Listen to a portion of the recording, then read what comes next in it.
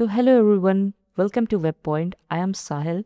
Let's go and learn variables and data type. So previous video में हमने PyCharm और Python को install किया था जिसमें हमने हेलो वर्ड प्रिंट करना सीखा था।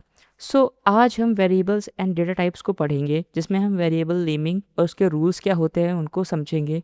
डायनामिक टाइपिंग क्या होती है, प्रिंट फंक्शन क्या होता है जो हमने पिछले वीडियो में यूज़ किया था, एंड टाइप फंक्शन क्या होता है।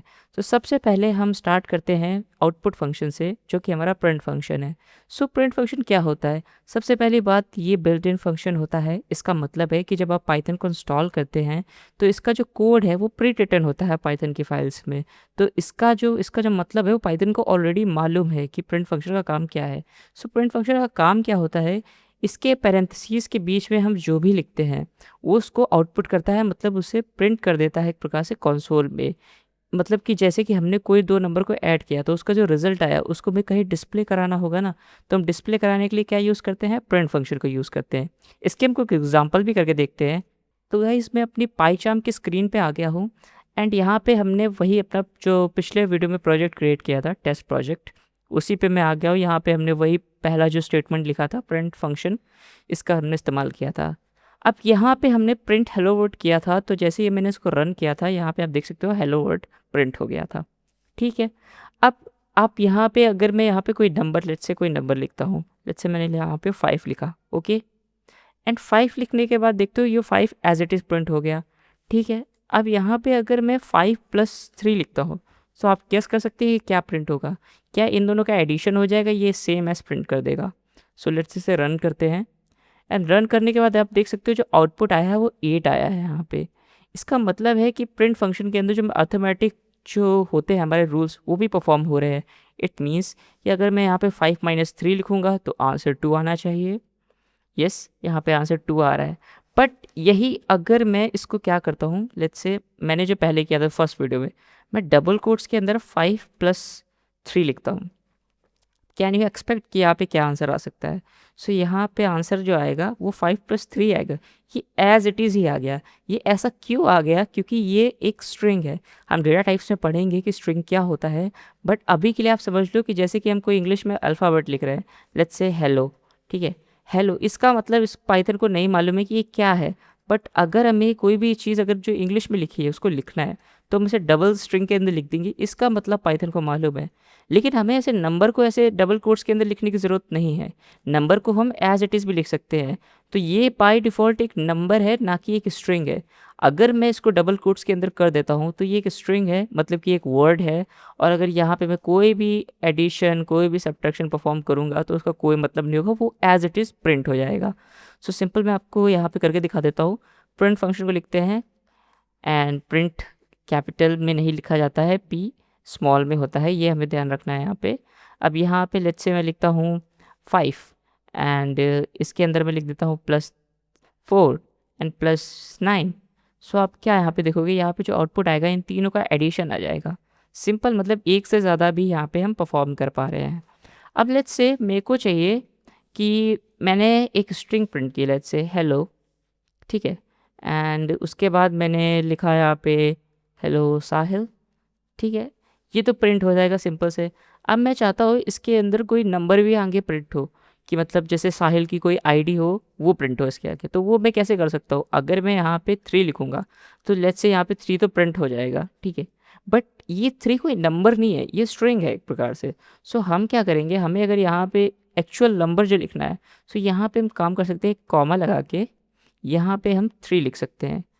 अब ये कॉमा यहाँ पे क्या किया इसने, इस कॉमा का मतलब है कि हम इसे सेपरेट कर रहे हैं, मतलब कि यहाँ पे एक सेपरेटर का काम कर रहा है कि इससे अलग है। अगर मैं यहाँ पे 3 लिखूंगा तो एज इट इज़ प्रिंट होगा, आप देख सकते हो कोई चेंज नहीं आ रहा आउटपुट में, बस वो एज इट इज़ प्रिंट हो रहा है। बट डिफरेंस यहाँ पे ये है कि अगर मैं यहाँ पे कल को कोई नंबर लिख भी दूँ 3 + 5, तो उसका वहाँ पे वो एडिशन करके दिखाएगा। अगर यहाँ पे मैं ये 3 + 5 लिखता तो आप क्या एक्सपेक्ट करते हो, यहाँ पे क्या आता? यहाँ पे 3 + 5 आता है एंड वहाँ जो आगे है उसका सम देखिए यहाँ पे 8 आ रहा है। इसका मतलब है कि हम इसके अंदर एडिशन भी लिख सकते हैं एंड ऐसे कॉमा सेपरेट करके हम काफ़ी सारी चीज़ें लिख सकते हैं। हम फ्लोट में भी जा सकते हैं, ये भी एक नंबर है, फ्लोटिंग पॉइंट नंबर है, but still is a number. यहाँ पे भी एडिशन हम ईजिली परफॉर्म कर सकते हैं। अगर मैं 1.2 को 3 को ऐड करता हूँ तो आप देख सकते हैं यहाँ पे भी आराम से ऐड हो जा रहा है। ठीक है, तो इस पे हम कॉमा सेपरेटर के बारे में सीखे, इसके बारे में पता चला। एंड यहाँ पे एक और चीज़ होती है जो कि मैं आपको जब वेरिएबल्स पढ़ाऊंगा तब उसके बाद में बताऊंगा, जो कि है एफ स्ट्रिंग। वो क्या होता है उसके बारे में भी हम जानेंगे। तो लेट्स गो अपनी स्लाइड पे वापस चलते हैं। सो वेरिएबल्स क्या होता है? वेरिएबल्स बेसिकली आप एक इसको इमेजिन करिए कि एक कंटेनर है, जैसे कि शिप के कंटेनर नहीं होते काफ़ी सारे, या फिर आप इमेजिन करिए कि आपकी किचन में कोई ग्लास है।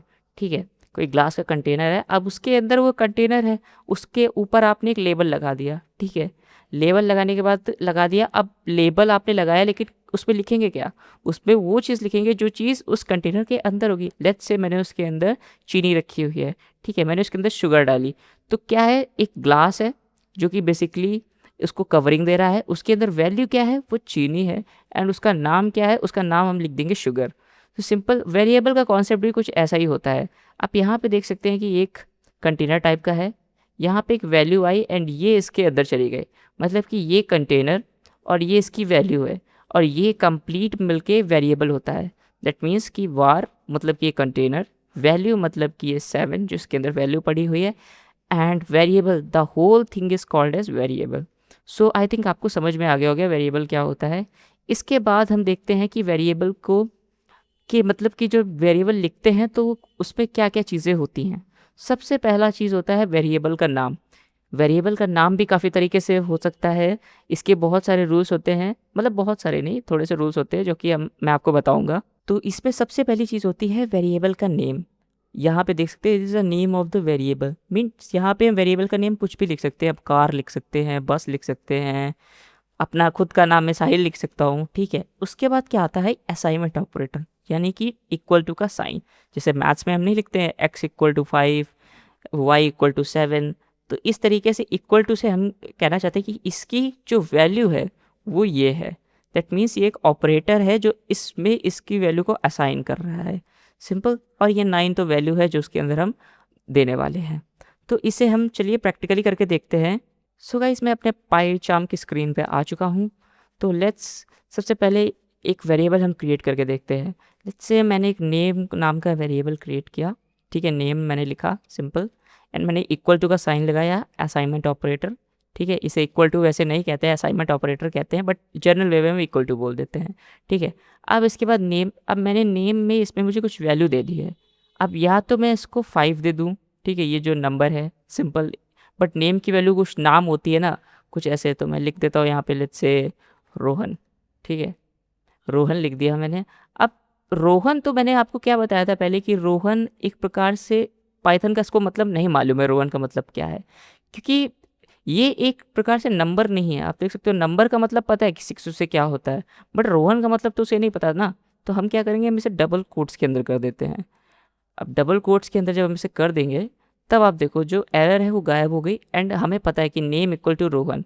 ये क्यों होता है? क्योंकि हमारा जो कंप्यूटर होता है वो इन वर्ड्स को एज इट इज़ स्टोर नहीं करता, वो नहीं आस्की कोड के फॉर्म में स्टोर करता है। अब कंप्यूटर को कैसे पता चलेगा कि कौन सा आस्की कोड यहाँ पे लग रहा है? सिंपल से, जैसे कि ए के लिए एक आस्की कोड होता है हमारे पास 65, जो कैपिटल ए होता है उसके लिए 65 होता है, स्मॉल ए के लिए 97 होता है। ठीक है, तो यहाँ पे इनका मतलब एक मैथमेटिकल वैल्यू है, तो अल्टीमेटली वो जाके एक वैल्यू में ही स्टोर हो रहे हैं, एक नंबर में ही स्टोर हो रहे हैं, ना कि ये रोहन ऐसे एज इट इज़ स्टोर हो रहा है। सिंपल, तो हम काफ़ी डीप में चले गए, बट आपको बताना ज़रूरी था। ठीक है, अब मैं यहाँ पे प्रिंट फंक्शन का इस्तेमाल करूँ, एंड यहाँ पे मैं लिख दूँ प्रिंट नेम।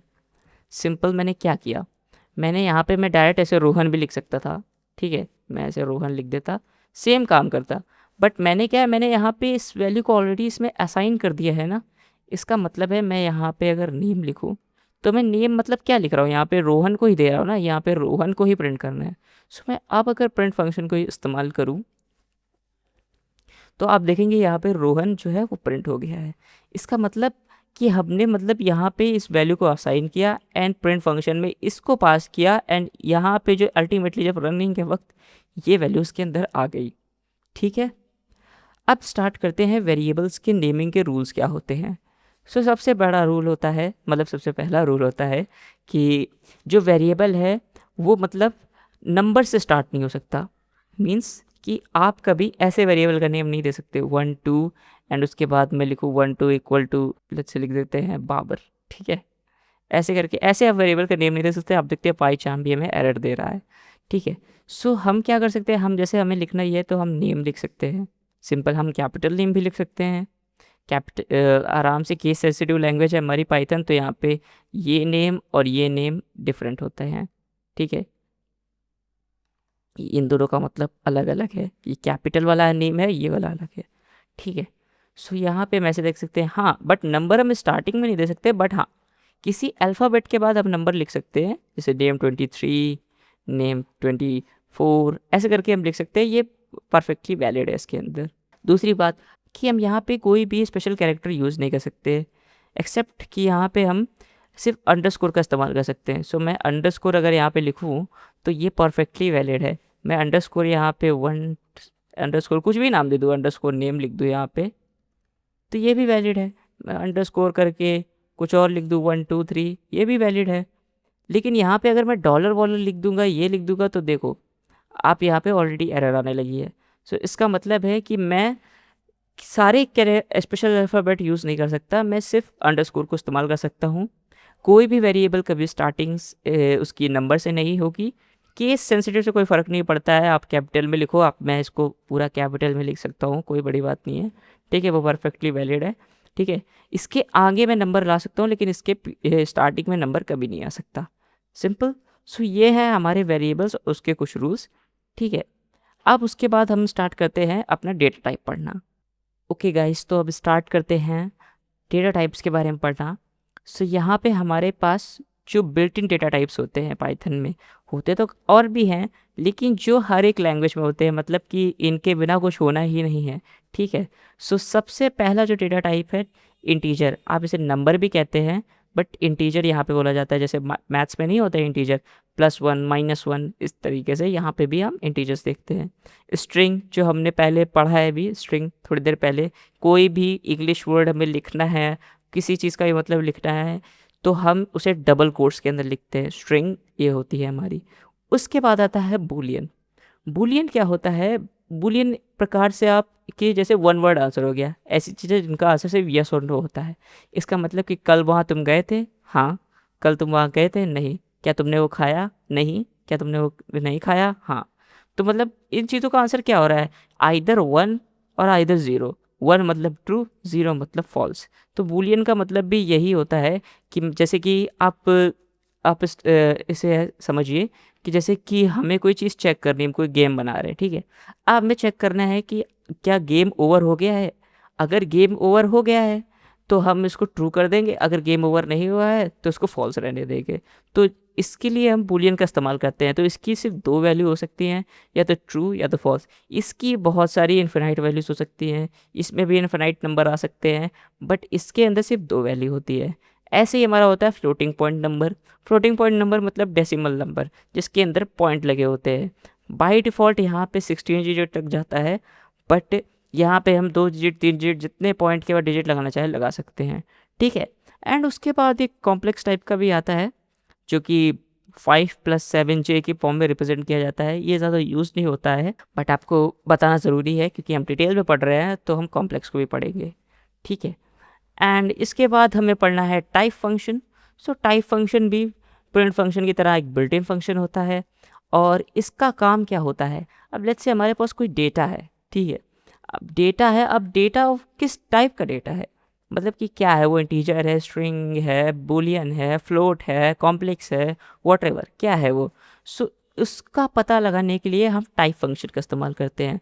हम टाइप फंक्शन के अंदर कोई वैल्यू देते हैं, किसी वेरिएबल का नेम भी दे सकते हैं, और बेस्ड ऑन दैट वो हमें रिटर्न करता है उसका डेटा टाइप।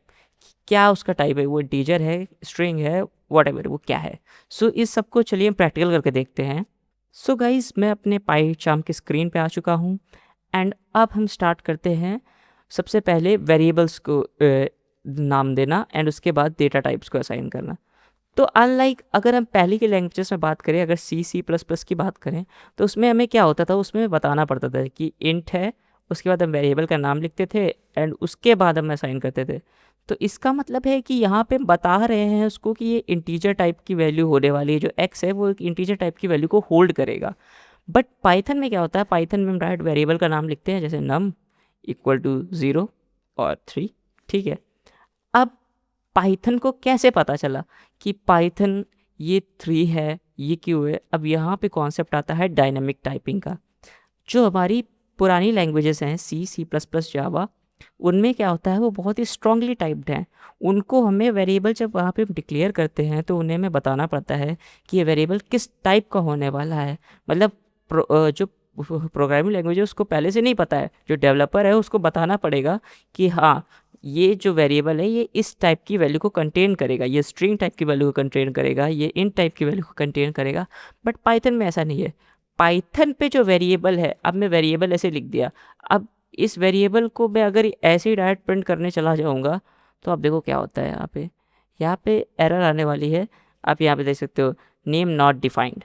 मैंने वेरिएबल को तो लिखा है बट वेरिएबल डिफाइंड आप देख सकते हो, बट ये बोल रहा है नॉट डिफाइंड। इसका मतलब क्या है कि यहाँ पे वेरिएबल आप ऐसे क्रिएट नहीं कर सकते, आपको उसके अंदर कुछ ना कुछ असाइन करना पड़ेगा जिससे उस वेरिएबल का टाइप पता चल सके हमें कि वो किस टाइप का है। तो लेट्स से मैं इसे 8 कर देता हूँ एंड उसके बाद अब आप देख सकते हो कि परफेक्टली वैलिड है, ये 8 है, ठीक है। अब उसके बाद मैं अगर यहाँ पे एक और चीज़ करना चाहूँ, लेट्स से मैंने एक वेरिएबल बनाया x equal to 7, 7 let's say, ठीक है, 7 बनाया। अब मैं यहाँ पे नम तो एग्जिस्ट करता नहीं है तो x को मैं यहाँ पे प्रिंट कर देता हूँ। तो यहाँ पे x तो प्रिंट हो जाएगा, x की वैल्यू 7 प्रिंट हो जाएगी, ठीक है। बट यहाँ पे अगर मैं x प्लस 7 लिख दूँ तो मैं वेरिएबल में कुछ असाइन कर रहा हूँ, x की वैल्यू में 7 असाइन कर रहा हूँ, पर उससे पहले मैं कह रहा हूँ जो x की पुरानी वैल्यू है उसके अंदर 7 को ऐड कर दो। इसका मतलब क्या है? इसका मतलब ये है कि x की पहले कुछ वैल्यू होनी चाहिए ना। अगर x की पहले कोई वैल्यू ही नहीं है तो x को हम कैसे किसी में ऐड कर सकते हैं? सो मैं अगर यहाँ पे प्रिंट करूँगा तो यहाँ पे एरर आएगी कि x not defined. x defined ही नहीं है तो आप उसमें कैसे कर रहे हो? अगर मैं x की वैल्यू अगर 7 लिख दूँ और उसके बाद मैं अगर यहाँ पे लिखूँ कि x equal to x plus let's say 2, तो ये परफेक्टली वैलिड है क्योंकि x की पहली वैल्यू डिफाइंड हो चुकी है। तो यहाँ पे 7 आ जाएगा, 7 प्लस 2 9 हो जाएगा एंड x की जो वैल्यू है वो प्रिंट हो जाएगी 9। तो आप देख सकते हो यहाँ पे 9 प्रिंट हो चुका है, ठीक है। इतना आपको समझ में आ गया? नाउ गाइस अब हम और बातें करते हैं कि और किस तरह का डेटा हो सकता है। लेट्स से मैंने एक एज नाम का बनाया डेटा, मैंने लिखी यहाँ पे एज 18, ठीक है। परफेक्ट वेरिएबल है, परफेक्टली इसमें वैल्यू असाइन हो गई, इंटीजर टाइप की है, ठीक है। अब मुझे और भी कोई टाइप का डेटा हो सकता है, जैसे नेम टाइप का हो सकता है, नेम। अब नेम तो कोई इंटीजर हो नहीं सकता तो इसे डबल कोट्स के अंदर, आप सिंगल कोट्स का भी इस्तेमाल कर सकते हो, बट जो प्रेफर्ड वे होता है वो डबल कोट्स होता है क्योंकि डबल कोट्स ज़्यादा मतलब प्रेफर होता है। मतलब मुझे तो डबल कोट्स ही पसंद है, आपका जो मन करे वो यूज़ कर सकते हो। सो डबल कोट्स के अंदर हम यहाँ पे कोई नाम देते हैं, जैसे राहुल लिख देते हैं, ठीक है। कोई उसके बाद उसकी सैलरी भी हो सकती है ना, सैलरी भी हो सकती है। तो सैलरी लेट्स से 30,000.00 या फिर 0.1234 कुछ भी, क्योंकि पॉइंट्स में भी सैलरी हो जाती है कभी कभी, तो ऐसे सैलरी भी हो सकती है। तो यहाँ पे ये जो डेटा है ये 3 पीसेस का अलग अलग डेटा है, आप देख सकते हो। ये एज 18 ये इंटीजर टाइप है, ये नेम ये स्ट्रिंग टाइप है, ये सैलरी ये फ्लोटिंग पॉइंट नंबर है। अब यहाँ पे हम देख सकते हैं, यहाँ पे एक और चीज़ सकते हैं इस एक्टिव, और यहाँ पे हम नेमिंग के लिए यूज़ कर सकते हैं। अब यहाँ पे देखिए एक और चीज़ मैं आपको बताता हूँ, जब नेम लिखते हैं तो नेम में हम अगर हमें ऐसे करके लिखना है इज़ एक्टिव, और यहाँ पे लेट्स से बूलियन वैल्यू में साइन करना चाहते हैं ट्रू, ठीक है। तो यहाँ पे आप देख सकते हो कि एरर बता रहा है कि नहीं यहाँ पे कुछ तो गलत है, ठीक है, मतलब कुछ तो गड़बड़ है यहाँ पे। तो सबसे बड़ी बात कि हम जब नेम लिखते हैं वेरिएबल्स का तो उस पर हम कभी भी स्पेस नहीं दे सकते, मतलब स्पेस करके नहीं लिख सकते। अगर मैं यहाँ पे ये स्पेस हटा दूँ, अगर मैं यहाँ पे स्पेस हटा दूँ तो ये वैलिड है। बट जो कन्वेंशन है कि वेरिएबल को नेम कैसे दिया जाता है पाइथन में, वो कन्वेंशन कहती है कि हमें स्नेक केस का इस्तेमाल करना चाहिए। अब ये स्नेक केस क्या होता है?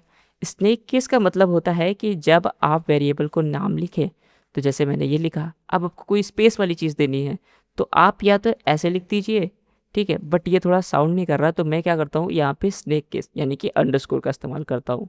सो अब आप देख सकते हो कि यहाँ पे मैंने इज़ लिखा, उसके बाद मैंने ये अंडरस्कोर लगाया एंड एक्टिव लिख दिया। इसका मतलब होता है कि हम यहाँ पे स्नेक केसिंग का इस्तेमाल कर रहे हैं। और भी टाइप की केसिंग होती है, कैमल केसिंग होती है, जिसमें जो मैंने आपको पहले करके दिखाई, जिसमें पहला जो वर्ड होता है वो स्मॉल में लिखा जाता है, बाकी जो कंसेक्यूटिव वर्ड्स होते हैं उनके जो फर्स्ट लेटर्स होते हैं वो कैपिटल होते हैं। ठीक है, तो यहाँ पे पाइथन में स्नेक केस का इस्तेमाल होता है। आप कोई भी केस करना चाहो कर सकते हो, बस जो प्रिफर्ड वे है, कन्वेंशन कहती है, मैं वो इस्तेमाल करता हूँ।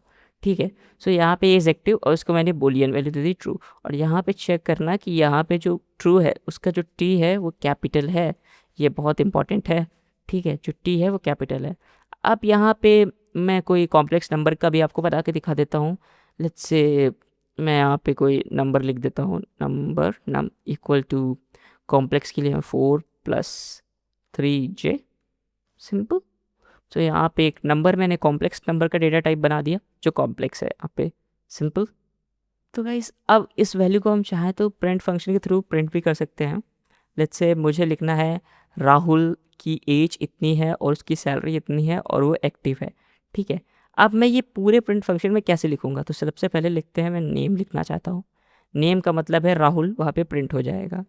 बट मुझे तो आगे और भी चीज़ें लिखनी है, तो मैं क्या करता हूँ, मैं यहाँ पे कॉमा लगा के यहाँ पे लिख देता हूँ नेम, एज, ठीक है, और यहाँ पे लिख देता हूँ सैलरी, ठीक है, और इज़ एक्टिव, और यहाँ पे नम की हमें ज़रूरत नहीं है क्योंकि वो मैच नहीं कर रहा उससे। ठीक है, यहाँ पे मैंने चारों चीज़ों को प्रिंट कर दिया है। ठीक है, बट ये क्या लगता है आपको, थोड़ा साउंड कर रहा है कि ये मैंने कुछ तो लिख के दिया है यहाँ पे, राहुल 1837, बट ये क्या? सो मुझे थोड़ा इसको वर्डी टाइप में लिखना है, मतलब कि सेंटेंस के फॉर्म में। सो मैं वो कैसे करूँगा? सो मैं यहाँ पे ये कर सकता हूँ कि लेट्स से मैंने एक और यहाँ पे नेम लिख दिया। अब यहाँ पे लिख सकता हूँ राहुल एंड जैसे कि माई नेम इज़, कॉमा लगाने के बाद my name is, and name की जगह पे इस value my name is Rahul, my age is age, मतलब कि माई एज इज़ 18 जो यहाँ पे प्रिंट हो जाएगा। एंड यहाँ पे हम सैलरी भी लिख सकते हैं, करंट सैलरी इस, या फिर इस तरीके से कॉलन लगा के शो कर सकते हैं, सिंपल। एंड यहाँ पे लिख सकते हैं अवेलेबल, एंड इसको भी इस तरीके से लिख सकते हैं। अब यहाँ पे मैंने कॉमा कॉमा करके सब लिख दिया है। ठीक है, और यहाँ पे देख सकते हो माई name is Rahul, my age is 18, current salary this available true. अब मैंने ये वर्ड के फॉर्म में तो लिख दिया, ठीक है, बट यहाँ पे देख सकते हो हमें बहुत सारे कॉमा लगाने पड़े। ठीक है, कितने सारे कॉमा, मैं मान लो कोई बहुत बड़ा सेंटेंस लिखना, तब तो मैं तो पागल हो जाऊंगा करते करते। तो यहाँ पे हम क्या कर सकते हैं, यहाँ पे एक और चीज़ होती है स्ट्रिंग कॉन्कैटिनेशन जिसे हम कहते हैं, वो इस्तेमाल कर सकते हैं। तो यहाँ पे लिख सकते हैं माई नेम इज़ प्लस, एंड इसके आगे भी एक प्लस, जितने कॉमा हैं उनको मैं प्लस से रिप्लेस कर दे रहा हूँ। ठीक है, सो प्लस, एंड इसको भी मैं प्लस। अब यहाँ पे जो प्लस का मतलब है वो ये नहीं है कि एडिशन वाला प्लस कर रहे हैं। ठीक है, यहाँ पे प्लस का मतलब अलग है, मैं आपको अभी बताता हूँ। अभी यहाँ पे क्या होगा, अभी यहाँ पे आएगी एक एरर, आप देखना। अब एरर क्यों आई यहाँ पे? एरर इसलिए आई क्योंकि ये एज, मान लीजिए ये एज और ये सैलरी, ये तो कंपैटिबल ही नहीं है ना इसके साथ, क्योंकि कॉन्कैटिनेशन परफॉर्म कब होता है। आप यहाँ पे मैं आपको कॉन्कैटिनेशन करके दिखाता हूँ। मैं इसको एक प्रकार के लिए हटा देता हूँ अभी के लिए। अब जैसे कि मैं यहाँ पे नेम लिखता हूँ, एंड यहाँ पे इसको लिख देते हैं एफ नेम, एंड इसको लिख देते हैं L name, and L name में मैं लिख देता हूँ राहुल शर्मा।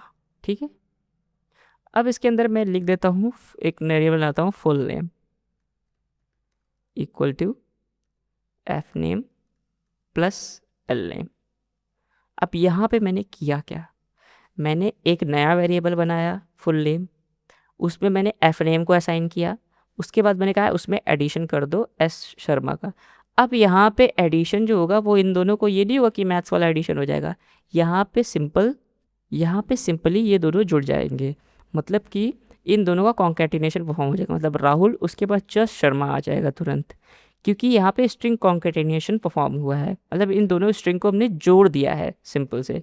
अगर मैं यहाँ पे यही लिखता, let's say a equal let's say num1 equal to 5, num2 equal to 6 and sum equal to let's say num1 plus num2, ठीक है।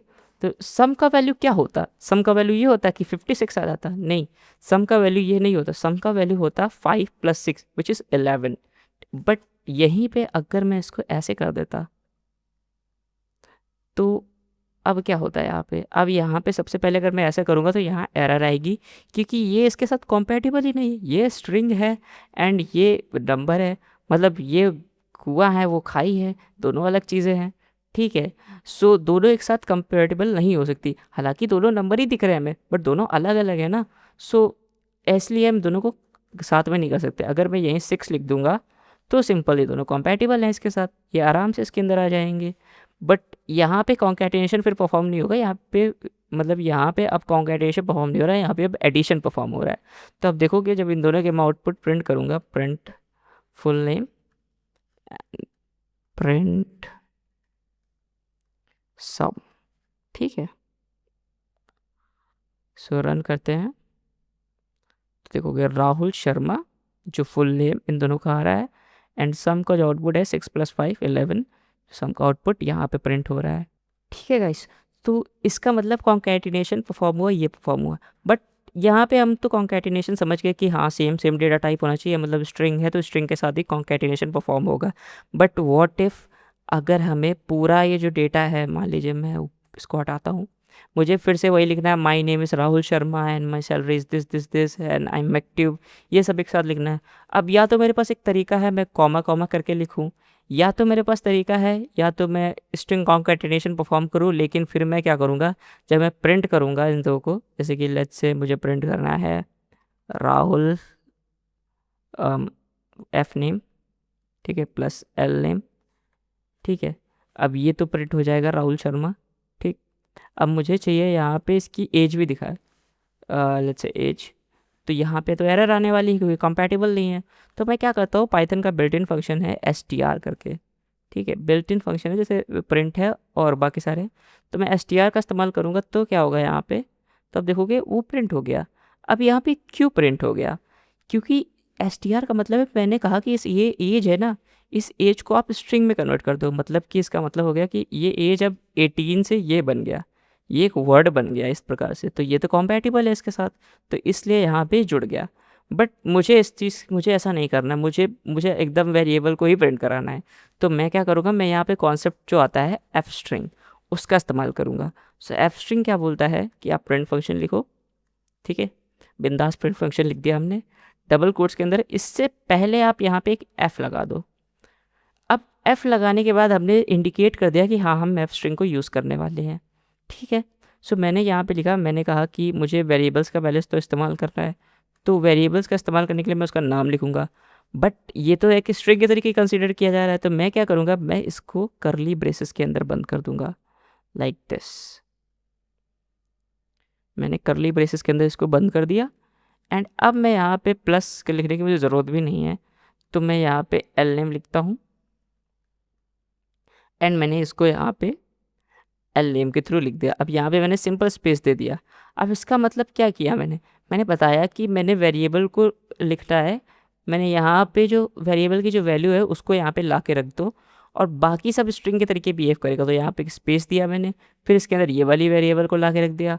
अब मुझे लिखना है कि मेरी एज क्या है, एंड लिख से Rahul Sharma and his age is, अब एज लिखनी है तो मुझे एज का वेरिएबल चाहिए तो मैं एज लिख दूंगा, सिंपल सा, ठीक है। एंड इस एज इज़ दिस, क्योंकि वेरिएबल में आप यहाँ पे ना हमें कॉमा यूज़ करना पड़ा, ना कॉन्कैटिनेशन यूज़ करना पड़ा, ना हमें str को फंक्शन को यूज़ करना पड़ा, हम सिंपल ऐसे लिख पा रहे हैं, एंड इस एज इज़ दिस, ठीक है।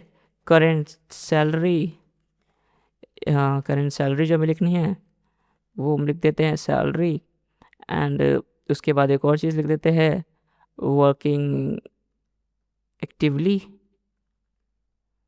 वर्किंग एक्टिवली, एंड यहाँ पे लिख देते हैं इज़ एक्टिव, ठीक है, सिंपल। सो ये हमने आसानी से लिख दिया। अब यहाँ पे देखो कितना आसान है, सिर्फ हमें करली ब्रेसेस लगाने और सिंपल इंग्लिश के सेंटेंस के तरीके लिखना चालू कर देना है। एंड यहाँ पे देखो Rahul Sharma and his age is 18, current salary is this, working actively, true. तो यहाँ पे सिंपली ये ऐसे हमारा बन के आ गया। सो यही फ़ायदा होता है जब हम एफ स्ट्रिंग का इस्तेमाल करते हैं। ठीक है, तो गाइस चलिए अब हम बात कर लेते हैं कुछ और चीज़ों की, जैसे कि मल्टीपल असाइनमेंट कैसे किया जाता है। मल्टीपल असाइनमेंट का से मेरा मतलब है कि आपको वेरिएबल लिखना है। ठीक है, आपको एक ही बार में बहुत सारे वेरिएबल बनाने हैं। ठीक है, और आपको मान लीजिए एक्स बनाना है 5, ठीक है, वाई बनाना है 7, 6 एंड उसके बाद जेड बनाना है 8। अब ये बनाने में आपको ऐसे बनाना है। इसका एक और तरीका हो सकता है कि आप एक्स लिख दो, वाई लिख दो, जेड लिख दो एंड इसके बाद इनकी वेरिएबल भी वैल्यू भी उसी ऑर्डर में असाइन कर दो, 1 2 3। सिंपल। आप इसे देख सकते हो कि आराम से हमने एक ही लाइन में तीनों वेरिएबल को असाइन कर लिया। अब इन तीनों की वैल्यू अलग अलग है, आप देख सकते हो। अगर मैं एक्स वाई जेड को प्रिंट कराऊँ तो आप देखना कि 1 2 3 वो प्रिंट हो जा रहा है। सिंपल। तो ये 3 वेरिएबल अलग तरीके से क्रिएट किया, बस एक तरीका है कि और किस तरीके से हम असाइनमेंट क्रिएट कर सकते हैं। एंड गाइस एक और चीज़ के बारे में चलिए बात करते हैं कि मान लीजिए हमें एक ही वेरिएबल में काफ़ी सारी वैल्यूज असाइन करानी है। लेट्स से मैंने कहा कि मुझे एक एक्स नाम का वेरिएबल है 5। अब मैं चाहता हूँ वाई की भी ये वैल्यू हो, वाई को भी 5 लिखना है मेरे को। ठीक है, जेड को भी मुझे 5 ही लिखना है। अब ये करने से अच्छा है मैं क्या करता हूँ, मैं यहाँ पे इस तरीके से करता हूँ। मैं लिखता हूँ X equal to Y equal to Z equal to 4। अब यहाँ पे अगर मैं एक्स और वाई की वैल्यू प्रिंट कराऊँ तो क्या लगता है आपको क्या प्रिंट होगा यहाँ पे? यहाँ पे तीनों की जो वैल्यू है वो सेम प्रिंट होगी, बिकॉज क्योंकि तीनों की वैल्यू एक ही असाइन है, एक्स वाई के बराबर है, जेड इसके बराबर है, तो अल्टीमेटली तीनों एक ही चीज़ के बराबर हैं, तो वो 4 है। सिंपली ये 4 है। ठीक है, नाउ गाइस अब बात करते हैं हम टाइप फंक्शन के बारे में और डेटा टाइप्स जो हमने इतने सारे सीखे हैं उनको पहचानने के बारे में कि डेटा टाइप्स की हमें ज़रूरत ही क्यों पड़ती है। अब आप जानते हैं कि रियल वर्ल्ड में जो डेटा होता है वो या तो नंबर तो होता नहीं है सिर्फ, ठीक है, नंबर में भी सिर्फ ये तो होता नहीं कि 1 है 2 है, ओनली ये 1.1 हो सकता है, 1.23 हो सकता है, -1.23 हो सकता है, ठीक है, 0.1 हो सकता है, ठीक है, फ्रैक्शन में कुछ भी हो सकता है। तो मतलब डेटा बहुत प्रकार का हो सकता है, नंबर हो सकता है, स्ट्रिंग हो सकता है, वर्ड्स में कुछ लिखा हो सकता है, कॉम्प्लेक्स टाइप का डेटा हो सकता है, तो न्यूमरस टाइप का डेटा होता है। सो अब इसीलिए तो हमें डेटा टाइप्स की ज़रूरत पड़ती है। बट अगर हमें पहचानना हो कि हाँ कोई वैल्यू हमारे पास मान लीजिए आई, अब हमें पहचानना हो किस टाइप का डेटा है, तो हम वो कैसे करेंगे? तो लेट्स से हमने क्रिएट किया एक वेरिएबल, लेट्स से एक्स नाम का वेरिएबल, ठीक है, एक्स नाम का वेरिएबल। अब इसके अंदर मैं लिखता हूँ जोकर, सिंपल, एंड जोकर। अब उसके बाद मैं एक और वेरिएबल बनाता हूँ वाई, इसके अंदर लिखता हूँ मैं 9। एक और वेरिएबल बनाते हैं जेड, इसके अंदर मैं लिखता हूँ लेट्स से 0.23 और -0.23 लिखते हैं, ज़्यादा सही रहेगा, ठीक है, थोड़ा अंडरस्टैंडिंग के लिए। हाँ, एंड एक बनाता हूँ मैं ए, जिसका नाम रखता हूँ मैं फॉल्स, इसकी वैल्यू। अब ये सब हमने डेटा, अब हमको दिख रहा है कि ये स्ट्रिंग है, ये इंटीजर है, ये फ्लोटिंग पॉइंट नंबर है वो भी नेगेटिव में, ठीक है, एंड ये फॉल्स, ये बुलियन है। अब हमें चेक करना है एक प्रकार से, तो हम कैसे चेक करेंगे? हम यहाँ पे लिख देंगे टाइप, एंड टाइप के बाद हम यहाँ पे लिख सकते हैं एक्स। अब ये क्या करता है, ये क्या बोल रहा है कि मुझे टाइप बताओ एक्स का। अब एक्स का टाइप क्या है? एक्स का टाइप हमें यहाँ पे जोकर दिख रहा है, पर फिर कंप्यूटर से पूछना है कि ये बताओ। तो यहाँ पे जब इसे रन करेंगे तो आप देखोगे कुछ प्रिंट नहीं हुआ। बैकएंड में जो काम है वो पूरा चला, ठीक है, बैकएंड में सब कुछ हुआ, लेकिन अल्टीमेटली कुछ प्रिंट नहीं हुआ। अब ये क्यों प्रिंट नहीं हुआ? इसका रीज़न है क्योंकि ये काम तो चल गया, सब हो गया, आपने सारी प्रोसेसिंग कर ली, आपने मान लीजिए आपने होमवर्क किया, ठीक है, आपको स्कूल से होमवर्क मिला, आपने पूरा होमवर्क किया, पूरी रात तक आपने होमवर्क किया। अब अगले दिन आप स्कूल गए और पता चला कि आपके पास कॉपी नहीं है। अब आपको पता है कि आपने होमवर्क किया है, आपके अंदर से पता है, पर टीचर को थोड़ी ना पता है क्योंकि उसे तो दिख नहीं रहा ना कि आपने होमवर्क किया, आपके पास कॉपी ही नहीं है। तो सिंपल सा यहीं पे ये काम आता है। आपका जो भी काम किया उसका फ़ायदा ही क्या हुआ अगर आपने उसको प्रिंट नहीं किया, आपने उसको डिस्प्ले नहीं किया। सो यहाँ पे डिस्प्ले करना बहुत ज़रूरी है, ठीक है। सो जब आप डिस्प्ले करोगे तब आप देखोगे क्लास str। अब ये क्लास ऐसे क्यों दिखा रहा है, ये हम आगे जब उसके कॉन्सेप्ट सीखेंगे तब आपको पता चल जाएगा कि ये क्लास एंड ऑब्जेक्ट क्या होती है। बेसिकली एक प्रकार की यहाँ पे क्लास बनी हुई है पाइथन के अंदर जिसका नाम है str। जैसे कि आप इमेजिन करो कि कार होती है, ठीक है, कार का एक बेस मॉडल होता है, उसके बाद उसमें रंग भर के इंजन विंजन लगा के वो बनती है एक कार, जैसे कि BMW हो गई, मर्सिडीज़ हो गई, ऐसे बनती हैं, ठीक है। इसी प्रकार से आप जान लो जो उसका ब्लूप्रिंट है वो इस तरीके का है। अब str उसका ब्लूप्रिंट है। अब str की वैल्यू जो कुछ भी लिखूँ, मैं जोकर लिखूँ, रावण लिखूँ, कुछ भी लिखूँ, वो एनीथिंग हो सकती है। तो इसी प्रकार से क्लास बनी हुई है। ये जब मूव्स पढ़ेंगे तब और आगे से हमें समझ में आ जाएगा, ठीक है। अब यहाँ पे टाइप की जगह मैं x लिख सकता हूँ, मैं y का टाइप चेक कर लेता हूँ। y का टाइप क्या लगता है आपको, क्या आएगा, वाइट का टाइप इंट आया, ठीक है। अब मैं यहाँ पे z का टाइप चेक कर लेता हूँ। z का टाइप भी यहाँ पे फ्लोट आ रहा है, सिंपल। एंड यहाँ पे इसका बूलियन आ जाएगा। लेट्स एक और क्रिएट करके देखते हैं, कॉम्प्लेक्स। वेरिएबल्स को नेम बहुत अच्छे से देना चाहिए ताकि अंडरस्टैंडिंग अच्छी रहे। 4+01 और 0 से, ठीक है। अब इसके हम चेक करेंगे यहाँ पे कॉम्प्लेक्स नम का टाइप, एंड यहाँ पे अब देखो इसकी क्लास जो है कॉम्प्लेक्स आ रही है, सिंपल। अब यहाँ पे ऐसा नहीं है वेरिएबल्स के नेम पास कर सकते हो, कुछ भी पास कर दो आप। 78 पास कर दो, -78 पास कर दो, ठीक है, 79, ठीक है। तो देखो इंट आ रहा है। तो इस तरीके से हम यहाँ पे चेक कर सकते हैं टाइप कि कौन सा टाइप का वेरिएबल है, कौन सी टाइप की वैल्यू है, डेटा कौन से टाइप का है, ये हम टाइप फंक्शन के थ्रू चेक कर सकते हैं। तो आज की वीडियो में गाइस बस इतना ही। I will see you in the next lesson.